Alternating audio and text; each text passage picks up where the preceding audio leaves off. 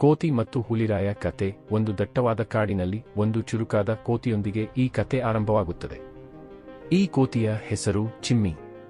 ಚಿಮ್ಮಿಯು ತನ್ನ ಚುರುಕುತನಕ್ಕೆ, ತಮಾಷೆಯ ಸ್ವಭಾವಕ್ಕೆ ಮತ್ತು ಎಲ್ಲರೊಂದಿಗೆ ಸ್ನೇಹದಿಂದ ಇರುವ ಗುಣಕ್ಕೆ ಕಾಡಿನಲ್ಲಿ ಜನಪ್ರಿಯವಾಗಿತ್ತು.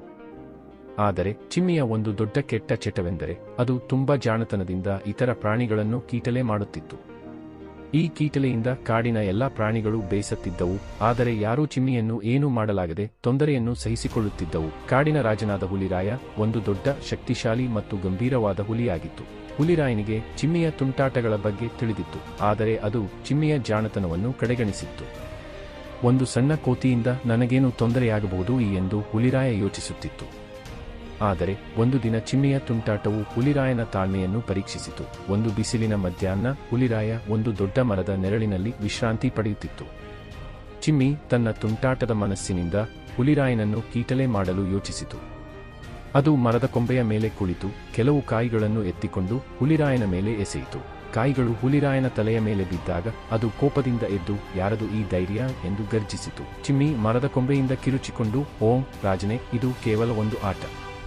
ನಿಮ್ಮನ್ನು ಎಚ್ಚರಗೊಳಿಸಲು ನಾನು ಈ ಕಾಯಿಗಳನ್ನು ಎಸೆದೆ ಎಂದು ನಗುತ್ತಾ ಹೇಳಿತು. ಹುಲಿರಾಯನಿಗೆ ಚಿಮ್ಮಿಯ ಈ ಧೈರ್ಯ ಕೋಪ ತರಿಸಿತು. ನೀನು ತುಂಬಾ ದೊಡ್ಡದಾಗಿ ಮಾತನಾಡುತ್ತೀಯ ಚಿಮ್ಮಿ. ಒಮ್ಮೆ ನನ್ನ ಕೈಗೆ ಸಿಕ್ಕರೆ ನಿನಗೆ ಒಳ್ಳೆಯ ಪಾಠ ಕಲಿಸುತ್ತೇನೆ ಎಂದು ಗುಡುಗಿತು. ಆದರೆ ಚಿಮ್ಮಿಯು ತನ್ನ ಚುರುಕುತನದಿಂದ ಮರದಿಂದ ಮರಕ್ಕೆ ಜಿಗಿಯುತ್ತಾ, ನನ್ನನ್ನು ಸಿಕ್ಕಿಸಿಕೊಳ್ಳಲು ನಿನಗೆ ಆಗದು ಹುಲಿರಾಯ, ನಾನು ತುಂಬಾ ಚುರುಕಿನವನು ಎಂದು ಕೀಟಲೆ ಮಾಡಿತು. ಹುಲಿರಾಯ ತನ್ನ ಗೌರವಕ್ಕೆ ಧಕ್ಕೆ ಬಂದಿದೆ ಎಂದು ಭಾವಿಸಿ ಚಿಮ್ಮಿಯನ್ನು ಹಿಡಿಯಲು ಮರದ ಕಡೆಗೆ ಓಡಿತು. ಆದರೆ ಚಿಮ್ಮಿಯ ಚುರುಕುತನಕ್ಕೆ ಹುಲಿರಾಯನ ಶಕ್ತಿಯು ಸಾಟಿಯಾಗಲಿಲ್ಲ. ಚಿಮ್ಮಿ ಮರದ ಕೊಂಬೆಯಿಂದ ಕೊಂಬೆಗೆ ಜಿಗಿಯುತ್ತಾ ಹುಲಿರಾಯನನ್ನು ಕೆಣಕಿತು. ಕೆಲವು ದಿನಗಳ ನಂತರ ಚಿಮ್ಮಿಯ ತುಂಟಾಟವು ಇನ್ನಷ್ಟು ಹೆಚ್ಚಾಯಿತು. ಒಂದು ದಿನ ಅದು ಹುಲಿರಾಯನ ಗುಹೆಯ ಬಳಿ ಒಂದು ದೊಡ್ಡ ಕಲ್ಲನ್ನು ಉರುಳಿಸಿತು. ಅದು ಹುಲಿರಾಯನ ತಲೆಗೆ ಬಡಿದು ಅದಕ್ಕೆ ಗಾಯವಾಯಿತು. ಈಗ ಹುಲಿರಾಯನ ಕೋಪದ ಮಿತಿ ಮೀರಿತು. ಚಿಮ್ಮಿ, ಈಗ ನೀನು ತಪ್ಪಿಸಿಕೊಳ್ಳಲಾಗದು, ನಾನು ನಿನ್ನನ್ನು ಕಂಡುಹಿಡಿಯುತ್ತೇನೆ ಎಂದು ಗರ್ಜಿಸಿತು. ಹುಲಿರಾಯ ತನ್ನ ಎಲ್ಲಾ ಶಕ್ತಿಯನ್ನು ಒಟ್ಟುಗೂಡಿಸಿ ಕಾಡಿನಾದ್ಯಂತ ಚಿಮ್ಮಿಯನ್ನು ಹುಡುಕಿತು. ಚಿಮ್ಮಿಯು ತನ್ನ ತಪ್ಪನ್ನು ಅರಿತು ಭಯದಿಂದ ಓಡಿಹೋಗಿ ಒಂದು ದೊಡ್ಡ ಮರದ ಮೇಲೆ ಅಡಗಿಕೊಂಡಿತು. ಆದರೆ ಈ ಬಾರಿ ಹುಲಿರಾಯ ತಾಳ್ಮೆಯಿಂದ ಕಾಯಿತು. ರಾತ್ರಿಯಾದಾಗ ಚಿಮ್ಮಿಗೆ ಹಸಿವಾಯಿತು ಮತ್ತು ಅದು ಕೆಳಗಿಳಿಯಲು ಯತ್ನಿಸಿತು. ಆಗ ಹುಲಿರಾಯ ಚಿಮ್ಮಿಯನ್ನು ಗುರುತಿಸಿ ಒಂದೇ ಜಿಗಿತದಲ್ಲಿ ಅದನ್ನು ಹಿಡಿಯಿತು.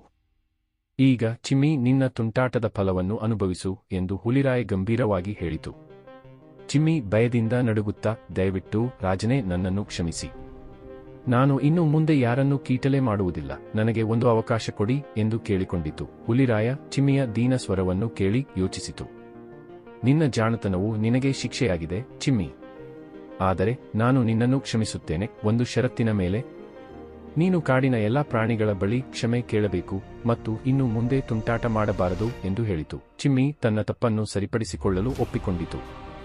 ಅದು ಕಾಡಿನ ಎಲ್ಲಾ ಪ್ರಾಣಿಗಳ ಬಳಿಗೆ ಹೋಗಿ ಕ್ಷಮೆ ಕೇಳಿತು. ಚಿಮ್ಮಿಯ ಸ್ನೇಹಪರತೆ ಮತ್ತು ನಿಜಾಯಿತಿಯನ್ನು ಕಂಡು ಎಲ್ಲಾ ಪ್ರಾಣಿಗಳು ಅದನ್ನು ಕ್ಷಮಿಸಿದವು. ಚಿಮ್ಮಿಯು ತನ್ನ ಜಾಣತನವನ್ನು ಒಳ್ಳೆಯ ಕೆಲಸಗಳಿಗೆ ಬಳಸಿಕೊಂಡಿತು ಮತ್ತು ಕಾಡಿನಲ್ಲಿ ಎಲ್ಲರೂ ಸಂತೋಷವಾಗಿ ಬದುಕಿದರು. ನೀತಿ: ಜಾಣತನವನ್ನು ಸರಿಯಾದ ರೀತಿಯಲ್ಲಿ ಬಳಸಿದರೆ ಅದು ಒಳಿತನ್ನು ತರುತ್ತದೆ, ಆದರೆ ತುಂಟಾಟಕ್ಕೆ ಬಳಸಿದರೆ ಅದು ತೊಂದರೆಗೆ ಕಾರಣವಾಗುತ್ತದೆ.